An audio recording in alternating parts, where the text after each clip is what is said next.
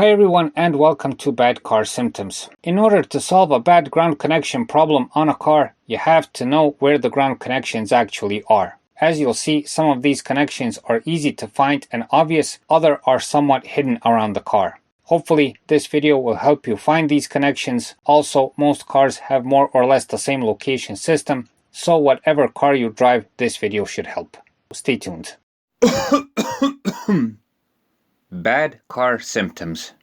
Besides this video, we have two other videos that may help you with a bad ground connection problem. One video will show you the most common symptoms of a bad ground connection, and the other will show you how to diagnose the problem. The link for the videos are in the cards in the corner and in the video description. The connection between the minus battery terminal to the car body. The first and most obvious ground connection is from the minus battery terminal to the car body. This connection is easy to find. Just follow the thick black cable from the battery terminal and clamp, and it will lead to a bolt or nut, which is a 13mm or bigger in most cases, that holds the cable tightly to the car body. In most cases, the nut or bolt is visible immediately. In some cases, it may be sort of hidden near the battery.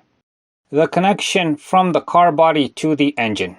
The next key point is the ground connection between the car body or car chassis to the engine. This connection is usually either in the form of a copper braid that is held again by nuts or bolts. Also, instead of a braid, there may be a thick cable like the one leading from the battery to the car body. This connection may be harder to find since it's usually located under the car. Sometimes it's tucked near the bumper, hidden by other parts, and so on. Also, it is often bolted to the transmission housing and not directly to the engine. Know that there may be multiple ground connections to the engine. The easiest way to find this connection is to look carefully inside the engine bay or under the car. Look in the area between the engine and the car body. Go around the whole engine bay. Best use a flashlight and you're bound to find it. Have patience, especially if it's a tight and crammed engine bay.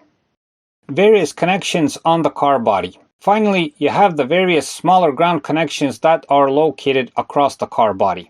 These are usually in the form of a wire cluster held in place by 10mm or bigger nuts and washers. These points give ground to various parts of the car's wiring installation. These connections are the most tricky and complicated to find since they are, in most cases, buried under parts of the plastic trim, the seats, upholstery, and other parts of the interior. Getting to them, if you don't know the exact position, is a painstaking job, and there is a big possibility of breaking or damaging parts of the interior. Essentially, you can only guess where they are. The usual points are near the fuse box, in the front footwells, near the A-pillar, under the trim in the trunk, and so on. But this is just guessing, and it usually leads to an immense loss of time and nerves until you find the connections. The better alternative, which we highly recommend, is to search the internet, the user manual, or some other sort of guide that will tell you the exact locations of the ground points. We recommend using the internet, of course, since this kind of data can be found for almost any car.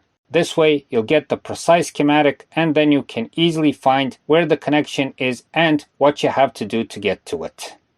As an additional help for easier finding of the ground connections, see all of these connections as one big uninterrupted ground connection from the car battery to the body and then to the engine. And that's it, nothing more. When you have this in mind, it's easy to find. You just have to have some patience, as we previously mentioned. For the end of this video, the biggest enemy of a good ground connection is a rusty, filthy, and loose connection. If you see any of this, be sure to clean and tighten them. You'll avoid a ton of trouble this way. So, dear viewers, that's it for this time. We hope the video helps. Please like and subscribe. It's a huge help for what we're doing. If you find the time, watch our other videos that may help in finding what the problem is with your car. Thanks for watching and thanks for your time.